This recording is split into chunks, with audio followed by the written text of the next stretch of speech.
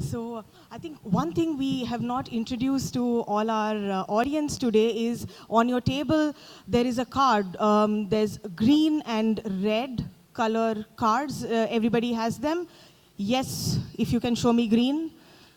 Red also works. So, superb. Good morning, everybody. Thank you for being here. I think Mrs. Sam Balsara has already set the tone for our conversation today, especially given the topic that we have at hand today, SVOD or AVOD for OTT platforms.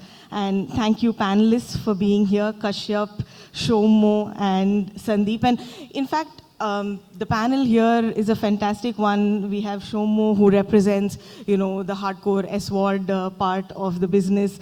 Sandeep, who is an AVOD evangelist, and Kashyap, who will tie everything together and tell us if it's SVOD versus AVOD or plus, or I don't know if there's some other model at play, right? So let's get started. And so before we start speaking and have our experts weigh in, I want to know from our audiences, please tell me if you think it is the large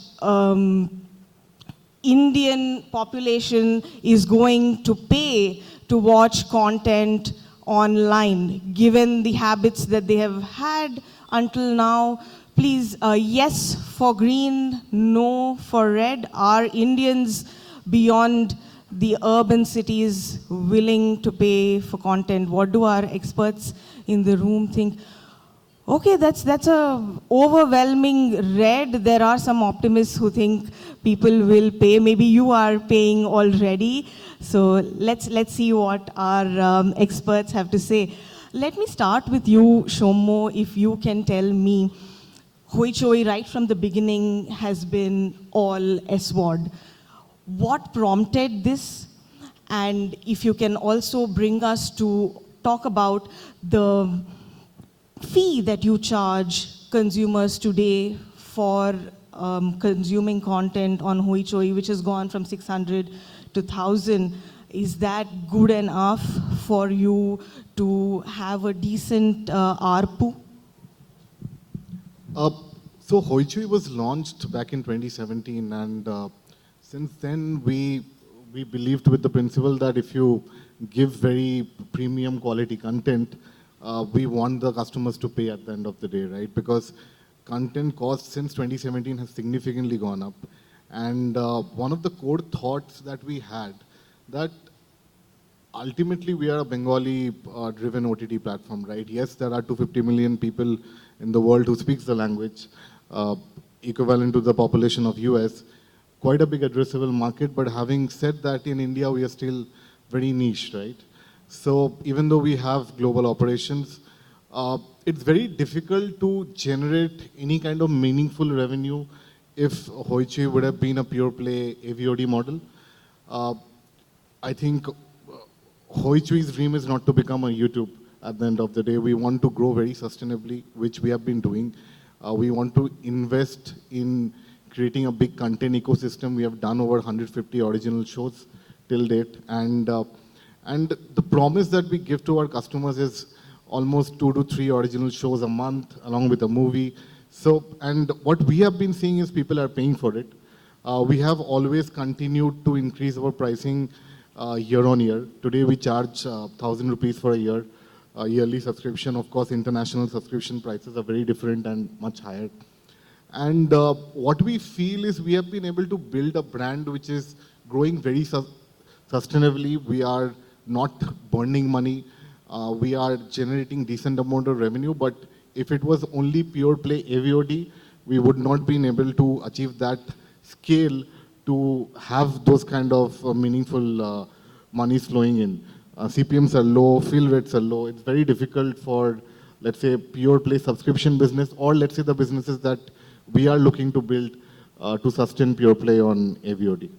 Got it. Sandeep, if I can have you comment, he mentions CPMs are low, fill rates are low, but JioAds and what we know right now that Jio Cinema is doing with IPL is that it's free for everybody to watch. And Jio is clearly extremely bullish about AVOD. What makes you so bullish about AVOD and not even considering, given that until now, a lot of platforms are hybrid in India, they follow the freemium model. What makes you so confident that AVOD is the way to go?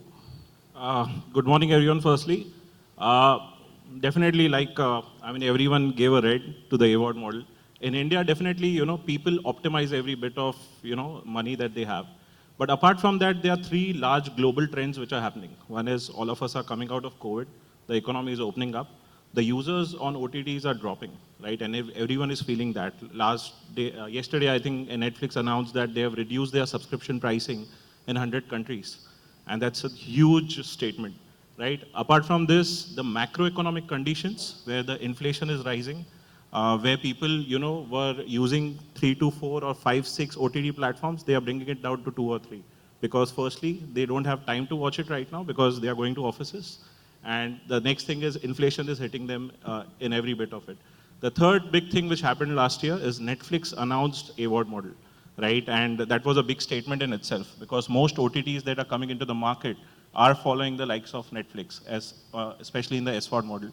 What doesn't work in India right now is firstly the benchmarking of measurability of the AVOD model. Agencies benchmark all OTTs versus YouTube, right, which is completely wrong because the YouTube model is dependent on UGC content, right? Like Shomo mentioned, the content cost itself is pretty high, right? So this benchmarking of content versus YouTube, it's fairly, twisted towards YouTube, right? The way YouTube wants to, benchmark the entire OTT ecosystem versus it. But the cost factor that YouTube doesn't pay any cost for that content, right? It is UGC content. People, sitting out of different states in India are just coming out with it. While, Showmo or any other company pays a premium for it. There are hundreds of crores at play on this model. The second thing is definitely because the data rates are still cheaper. 5G is growing at a very fast rate, right? I think the supply is much larger than the demand, right? Which is shifting towards OTTs. And that is causing low fill rates for Shomo. And which is why the decision for him to move to AVOD model is a challenge. And this exact problem is what Jio is looking to solve. We are trying to create a OTT private marketplace where we are bringing in all the OTTs together. And that's where we are trying to create this premiumness for these OTT segment. And we are moving away from UGC and we are trying to create a marketplace which is dedicated to regional and premium OTTs. We have the likes of Planet Marathi, we have MX Player with us, right? All these OTTs are already working pretty well with us. Odisha TV is there, right? ABP News. So these segment is growing pretty well for us and we are showing a phenomenal growth at least in this segment. And especially in the last 3 months, we are seeing a lot of OTTs which were SVOD only, now moving to AVOD because of these macro trends which are happening. Interesting. We would like to hear more about that. Kashyap, if I can come to you now. A few things I want to understand from you, given already Sandeep and Shomo have set the context, why one works with the SVOD model and the other with AVOD. A recent OMAX report said that the average number of subscriptions per paying user has remained stagnant at 2.4. And India has about 49 million SVOD households. Growth from urban markets is slowing down. What does this say about the willingness of people to pay from urban markets in particular? If that number is stagnating, does that mean people are not going to increase the number of OTT players, platforms that they're going to pay for, and therefore only continue to subscribe to 2.4 and watch the rest for free? What are OTT platforms to do now? Can they get, our audience has already said that possibly people beyond the urban cities are not going to pay. What happens now if the market is stagnating here? Sure, Susmita, thank you. And I think I would agree with both Shomu and Sandeep. But let me first put a funneled down context to some of the numbers. First, to make a case for OTT, and then second, to kind of partially answer the question that, are people willing to pay? So, and this is statistics, it is available in open media. We have almost 1.2 billion mobile phone users in the country. Of this, approximately 600 million are smartphone users. This number is expected to go up. As people move from the 4G to 5G, again we expect that that shorter churn is going to push people to try an OTT platform. Once somebody tries a free platform, there is a possibility that tomorrow he may try a paid platform if he has snacked some content. If you like it, you may buy it. I think that is very simple. Some more numbers to put in perspective. As of 2022,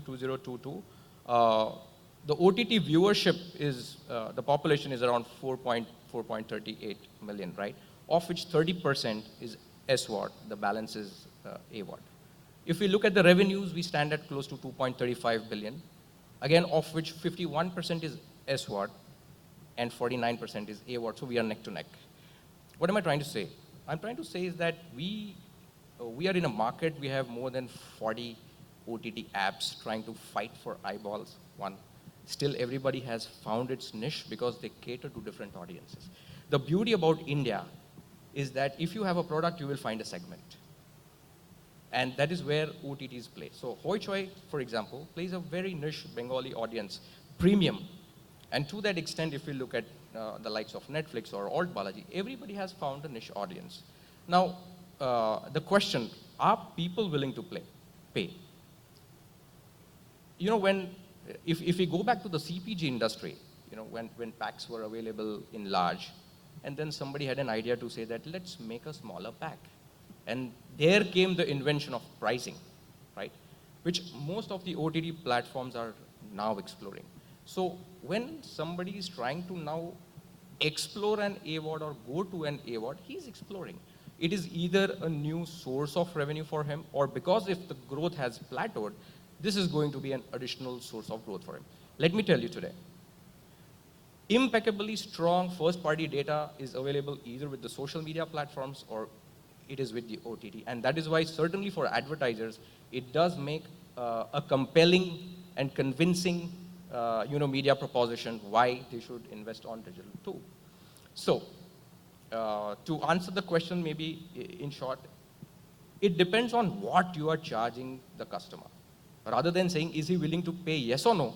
If I say that if I'm going to charge him a very, very small amount, we fairly believe that there will be churn of subscribers from free to an ad-based model where you charge a small fee from them. And I think that is the premise basis which Netflix has also attempted to do, or at least start an AVOD model. Thank you, Kashyap. And everybody's mentioned 99 monthly pricing, that is very expensive. And of course, they've faced crazy amount of churn in India, technically because the recurring ecosystem does not exist and every customer became a churn customer. Right. I want to also ask you, Soumya, one of the points about, the pricing that Hoichoi has. It's 1,000 rupees, and the other tier, I think it's 500 for 3 months, and essentially non-existent in some form.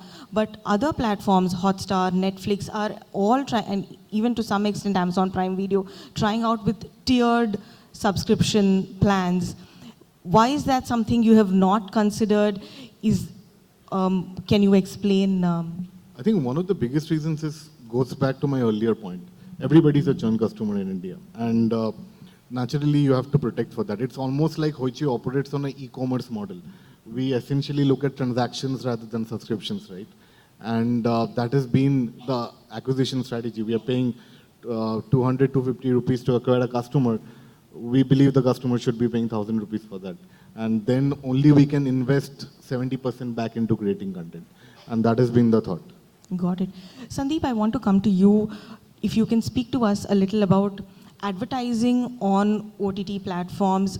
Mrs. Sambalsara already spoke about there is a lot of upside to it. There's a lot of targeting, but on at least social media and a lot of other news websites and things like that, there's a lot of clutter.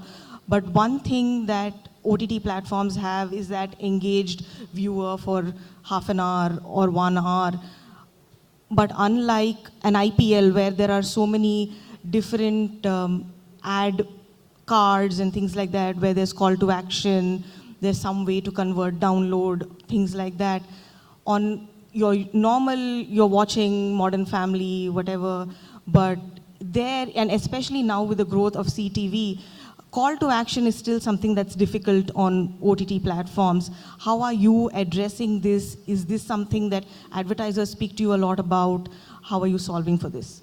So definitely, I mean, call to action has been a curse of digital as well, right? Because digital has been a measurable medium from day one, right? And advertiser try to optimize every bit of it, as I said. And being a company who sell audiences, I think that's a discussion me and Akila have every day, right? That advertisers try to target a particular city and a particular women genre and a recharging customer, right? So the advertiser can go to any level of targeting, right? So depending on especially the content, like for IPL, you have these breaks every over, right? So I think a TV kind of a selling suits more, right? And call to action will still be a challenge on CTV, right? Till they are mediums, because that's a family experience that you're giving. You're not on a single handset or a single phone, right? But we can solve it for some of the advertiser on mobile sets for now. But I think call to action with a lot of AVOD models is a challenge that we are still trying to solve. But overall, I think the TV experience is great, where on every break or every mid-roll or pre-roll, you can see those ads. And the brand experience on the engagement of the user is very high, right? It's around 80% that we see video views happening, right? So I think that's really good. But how do we measure it or how do we get the call to action for these particular advertiser? This is a requirement specific many times to India. We, like in my previous company also, performance is like 70-80% of most of the company's business, right? But here in India, we are trying to solve only for measurability. But in many companies, we try to solve for branding. I think that's very important, especially with OTTs and especially with the cost of content these OTTs have. Like a IPL is very different from a Shark Tank show, which is, and these content calls are need to be taken by individual OTTs.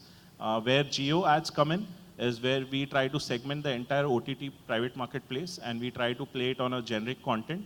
And there are content which players like Shomu can take a call that okay, this content the premiumness has gone because this has been playing for a while. Now I shifted to the AVOD model, right? So this is tools that we give to our publishers. Similarly to Planet Marathi, there is a set of content they have kept on SVOD. There's a set of content they have kept on TVOD, and there's a set of content they have kept on AVOD. So for me, I mean, definitely hybrid model is which is working well globally, even for companies like Hulu in US and Disney Hotstar has showed it in India. So I think the hybrid model is a way to go for most of the OTT platforms. Where again Shomu is trying to control the user because the user is exactly what comes to Hoichoi.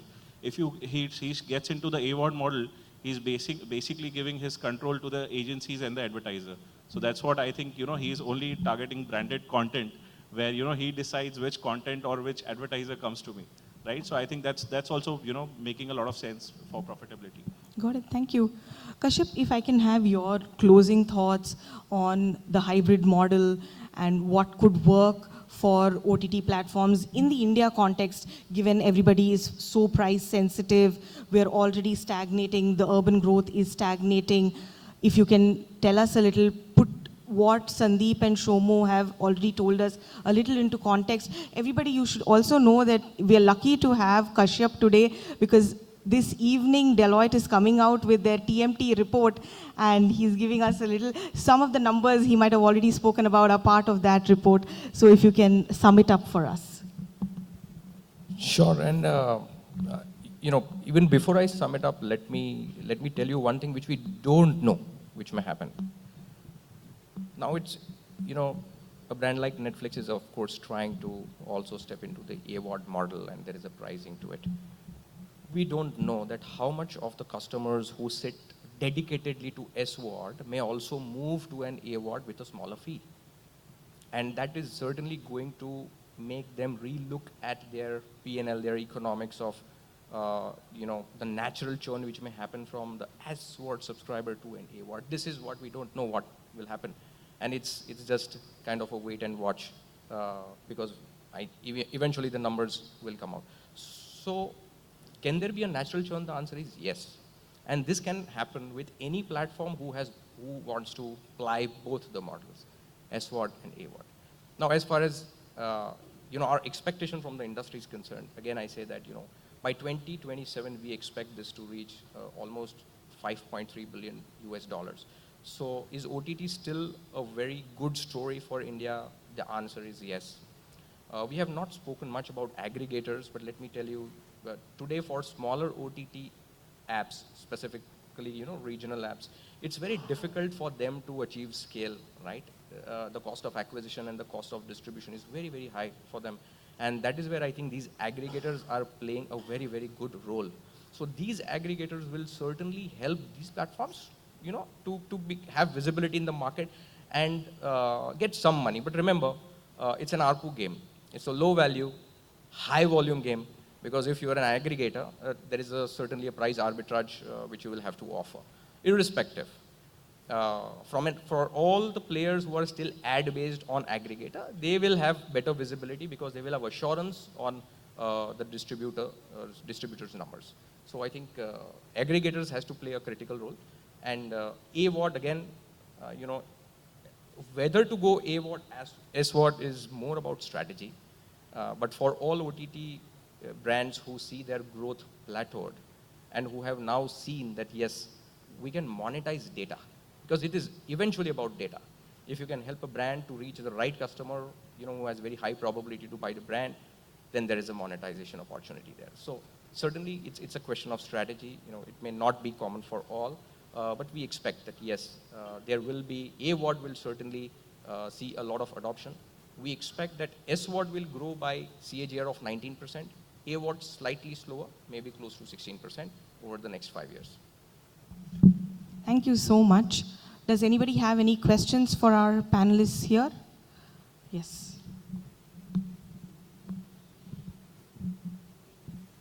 We'll just take a couple because we're actually out of time. But thank you. Very insightful session, I would say. More than a question, I have actually a comment to make. So what I hear from the panelists here is that there are three key C's that are there as a part of the entire OTT ecosystem. There's content, there's cost, and there's a consumer. Now what I believe is the first two parts cannot be controlled, that is content and cost. Rather it can be controlled, that is something that is a OTT platform can control it, the content, the cost that it wants to use and spend. The third piece, that is the consumer, cannot be controlled. In that context, I feel it is best to empower the consumer.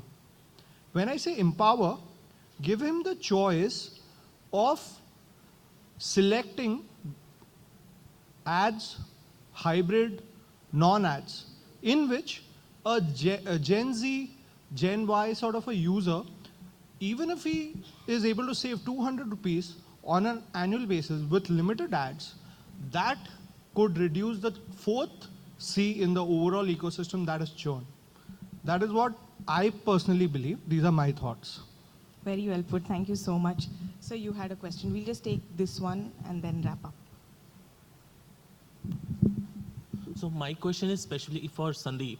So when we talk about OTT platforms, so we are most talking about fiction shows, right? Don't you think that if we take non-fiction shows to OTT, we'll have a good opportunity to integrate brands? We'll have a good opportunity to have consumers interface like a play along or like others have been doing, which is currently now being on television along with OTT platforms. So can't we have these things only especially for OTT? No, absolutely. I mean, content can be anything, right? But as I said, the major factor is what cost is that content, right? And then how do you monetize that content? In case of Shomu, they are doing it purely via SVOD model, right? Content can be anything. As I said, it can vary from IPL to Shark Tank to, the most premium content, fiction, non-fiction, but it is how you monetize that. And for that, your cost structure is very important, right? And which is where, controlling your user or controlling your journey, like in Shomu's case, the way the company has beautifully controlled their cost structure to, you know, charging 1,000 rupees per subscriber subscription cost is beautiful, right? Because they know their audience, right? And they are able to control the journey of the audience, and they have created a niche, right? So rest of the factors can fall into the pie, right? Where the journey of the user can be different, right? But in case of Hoichoi, I think they have figured out the math to profitability. And there are similar examples in, you know, e-commerce where First Cry has created a niche in the baby market. Infibeam is still a profitable e-commerce company amongst the cluttered space, right? So the product which is going or content which is going can be different, but the journey or the structure needs to be a standard one. So yeah. Thank you. Thank you, everybody. Thank you, and thank you so much for moderating this very, very amazing discussion. Before I let you go, I have something special to give to all of you. That one is for you, Venkata. You're probably going to come back for another one. That's for you, Kashyap. Thank you so much. That's yours. And that is yours. Can we have a huge round of applause, ladies and gentlemen? What a fantastic panel and what a brilliant day. All right, we'd like to take a group photograph. I'm going to request you to step forward, please. If you all could step forward. All right, that works.